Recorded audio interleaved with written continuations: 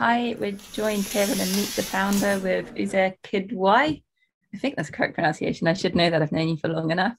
And who's the CEO of and co-founder of Cent Finance, a DeFi crypto wallet, and Symmetric Finance, a decentralized crypto exchange. Thanks for coming on, Uzi.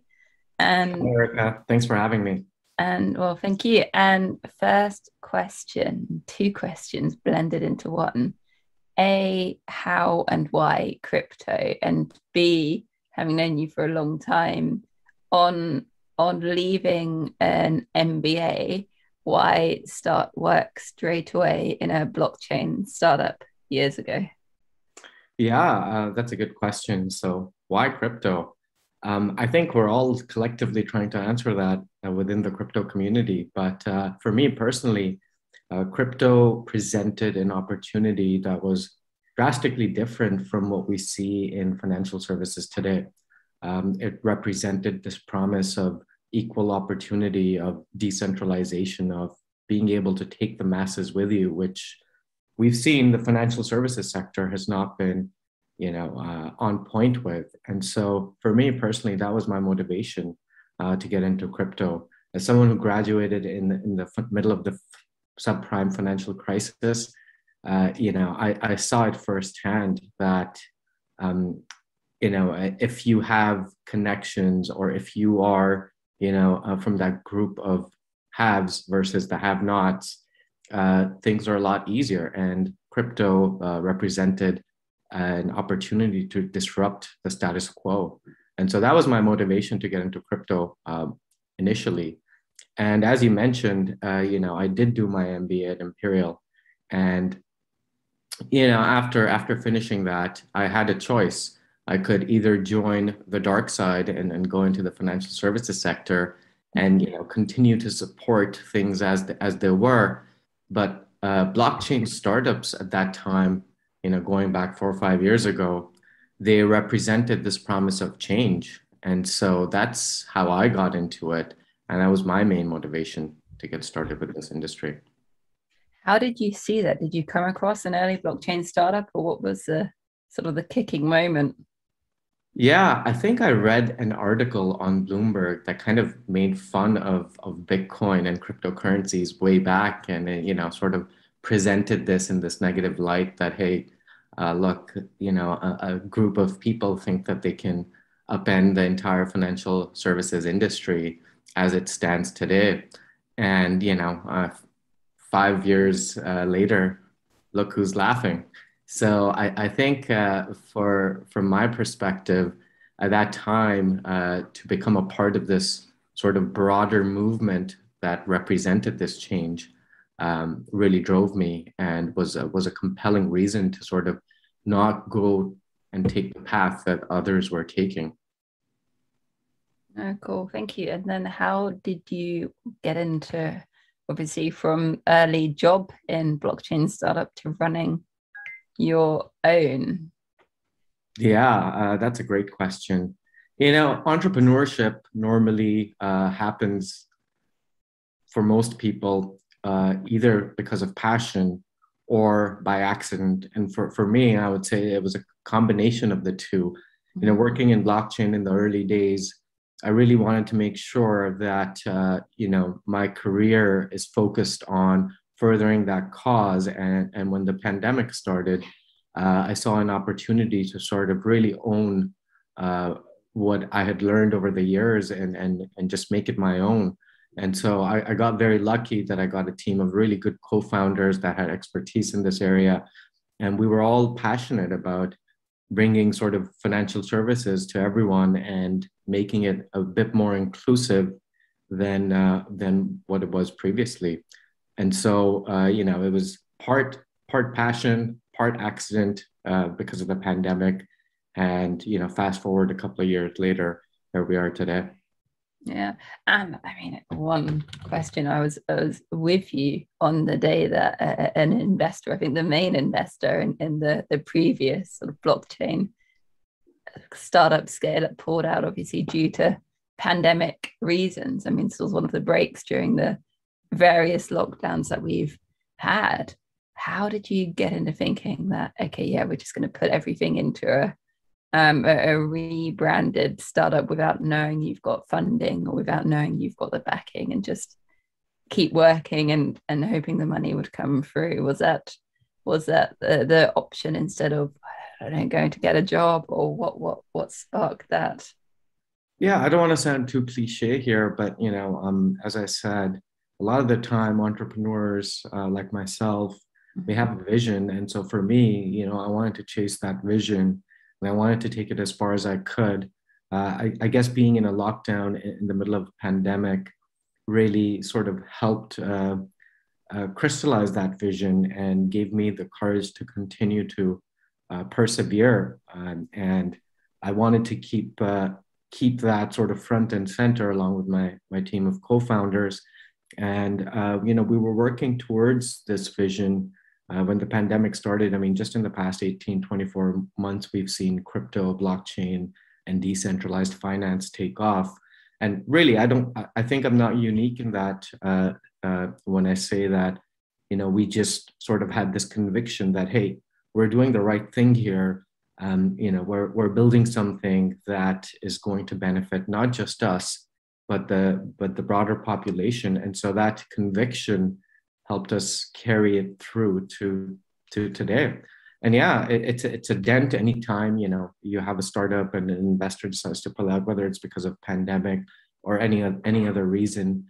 But as an entrepreneur, you have to know, if you're passionate enough and if you have what it takes to continue to sort of work through and get through, what the difficult times so that you can get to where you want to be. Yeah. And why go down the decentralized route? And it's not necessarily the easiest route, regulatory wise. It's not the easiest route. It's the route that's now becoming popular, but is still less done. Why choose that route, that path? Yeah, I think the challenge with crypto, like any other new industry when it comes out, is that there's promises made. There's a vision that's painted, and typically what ends up happening is, it sort of defaults back to that whole idea of the few controlling the many. And so with crypto, we saw that, when it first started, there was broad decentralization. A lot of people didn't believe in it, but very quickly when people started to make money, it got very centralized. So if you look at CeFi or centralized finance within crypto, you see there's a lot of crypto millionaires and billionaires that, have the ability to impact the market and sort of control the narrative around this industry. But when you get into decentralized finance and you look at, the core sort of pillars, which is composability, actual decentralization, lack of control, that's where that, promise really starts to emerge again.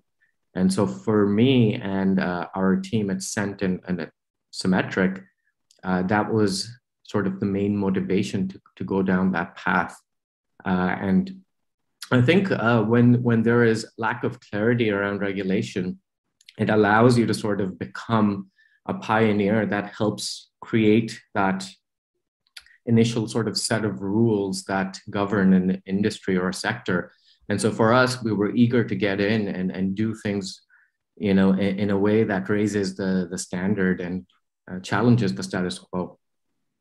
No, and on a practical level, I mean, I've watched you go from effectively startup with nothing to bringing about a team, raising funding from a few parties, from a few Silicon Valley funds, getting accepted on a few accelerators, hiring people, growing, getting users, testing. How have you done that? How did you go from such a sort of a running start to actually having a company and leading that, albeit whilst working totally remotely the whole time? How does one do that? I would say the answer to that one is coffee. A lot of coffee. And no, all jokes aside, I think it. You're not joking about the coffee. I've spent enough time for you to know that. That part is true.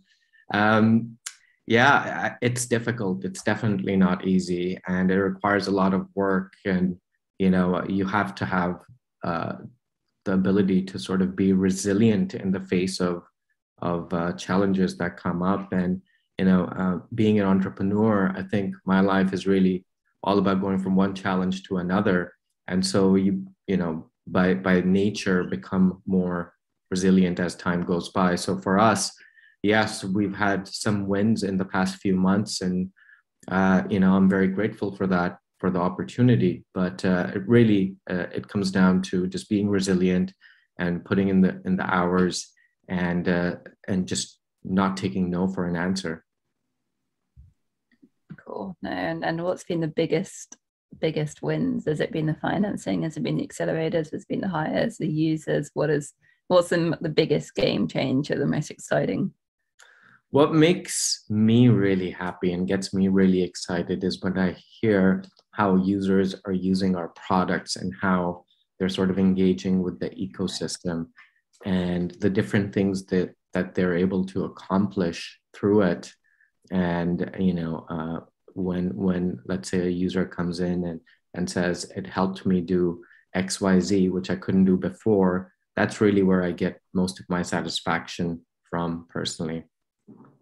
Cool. No, thank you. And what's next for you after Symmetric? Is it growing this? Is it world domination? Is it another project? Is it retiring in a Greek villa?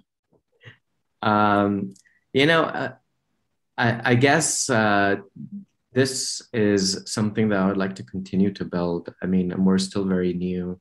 I would want to see much more sort of uptake and adoption of decentralized technologies. I think, as a millennial myself, and I speak for myself and some of my peers that share this sentiment, we want to change how things have been done, and decentralization represents an opportunity. So for now, we want to continue to focus on bringing financial services to more people, decentralizing control, spreading this sentiment of equal opportunity and equal control, and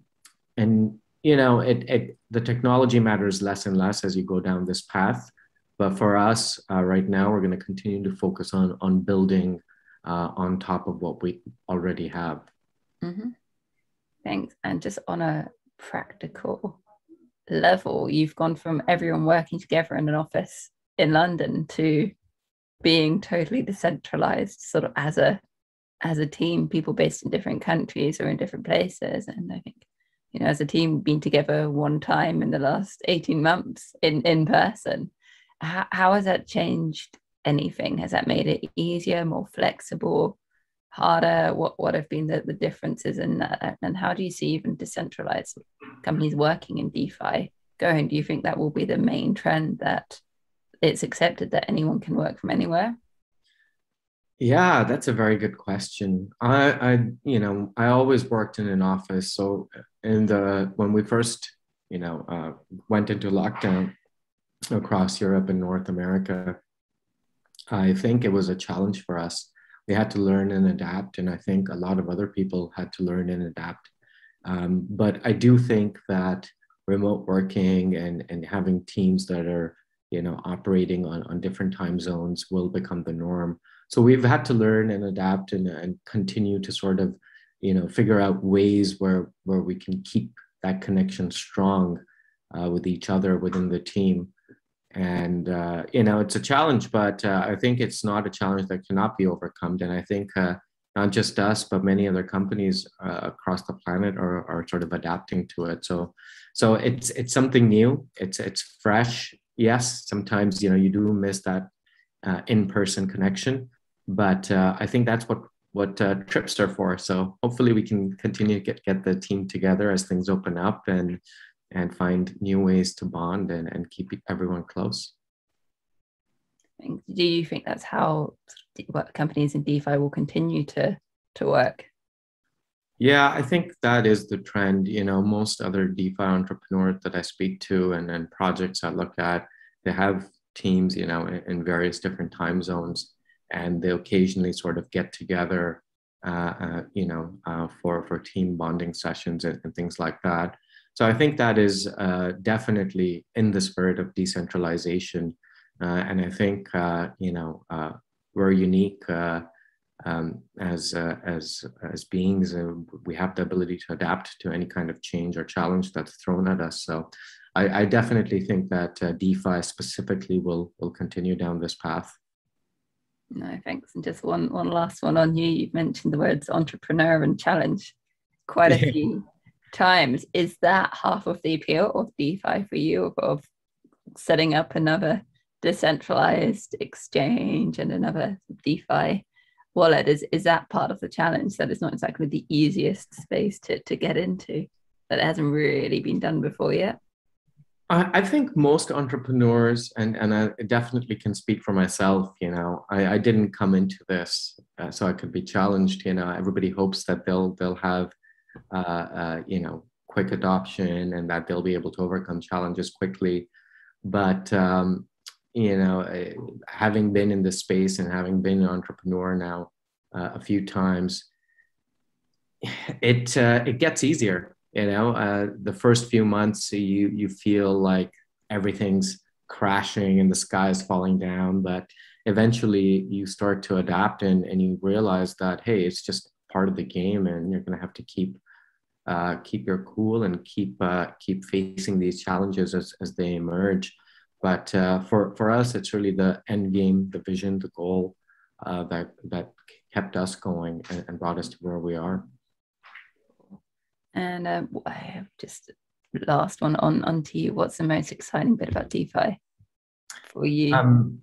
I think the rate at which we're seeing adoption and the rate at which things are evolving, how different this industry is compared to what we've seen before.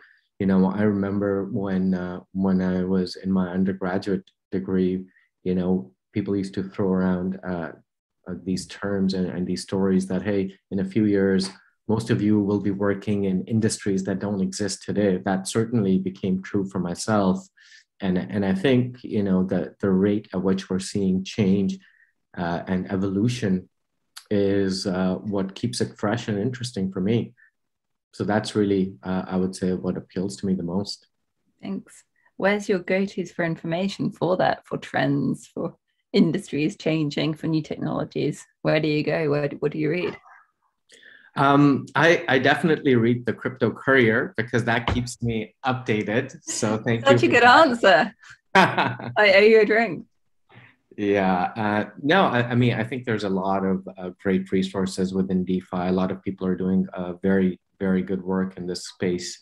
But for me, I get a lot of my content from the Crypto Courier, no jokes, and from a few other publications based here in the UK and out of Canada and the US. But yeah, I think as someone in this space, I think the most important thing is to keep your sources decentralized, and that's what I try to do. Cool. Uzi, thank you so much for joining us, and see you soon. Thanks for being on. Thank you so much for having me, Erica. Speak to you soon. Bye.